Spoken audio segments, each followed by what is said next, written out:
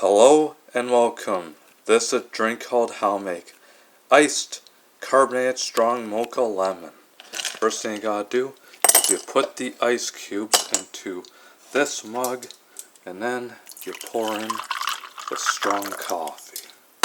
Then after that, you add in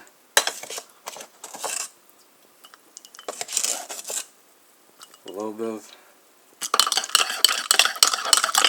hot chocolate mix, and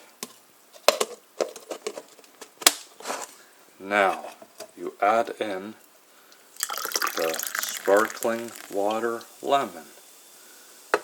Oh,